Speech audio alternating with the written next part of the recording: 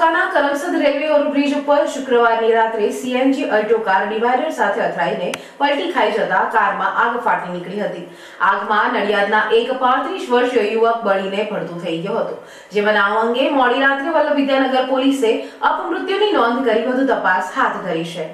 નડિયાદ શહેરના પશ્ચિમ વિસ્તારમાં સંતરામ ડેરી રોડ ઉપર રહેતા અજીતભાઈ નટવરભાઈ દરજીનો પુત્ર અમિત, ઉંમર વર્ષ 35, આણંદ અને ખેડા જિલ્લામાં ઇલેક્ટ્રિક કાંટાના વેચાણ અને રિપેરિંગનું કામ કરે છે। શુક્રવારે તે પોતાની અલ્ટ્રો કાર લઈને આણંદ આવ્યો હતો અને રાત્રે 10:30 વાગે તે આણંદથી ઘરે પરત જવા માટે નીકળ્યો હતો। આ દરમિયાન અજીતભાઈએ ફોન કરીને અમિતને કેટલા વાગે આવે છે તેમ પૂછતા અમિતે 20 મિનિટમાં ઘરે પહોંચી જઈશ તેમ જણાવ્યું હતું।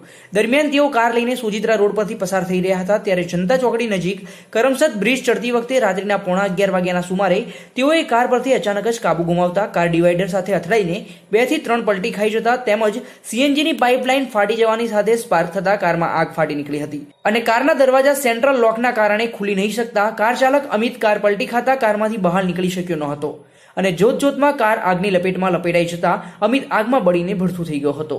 રોડની સાઈડમાં પલટી ખાધેલી કારને સળગતી જોતા આસપાસના લોકો દોડી આવ્યા હતા અને ફાયર બ્રિગેડને જાણ કરતા ફાયર બ્રિગેડના લાશ્કરો ઘટના સ્થળે દોડી જઈ સળગતી કાર પર પાણીનો મારો ચલાવીને આગ કાબૂમાં લીધી હતી। દરમિયાન વલ્લભ વિદ્યાનગર પોલીસને ઘટનાની જાણ થતા તેઓ ઘટના સ્થળે દોડી ગયા હતા અને કાર નંબરના આધારે મૃતક અમિતના પરિવારજનોને જણાવતા તેઓએ ઘટના સ્થળે દોડી આવ્યા હતા અને ભારે કલ્પાંત મચાવ્યું હતું। આ બનાવ અંગે પોલીસે અપમૃત્યુની નોંધ કરી વધુ તપાસ હાથ ધરી છે।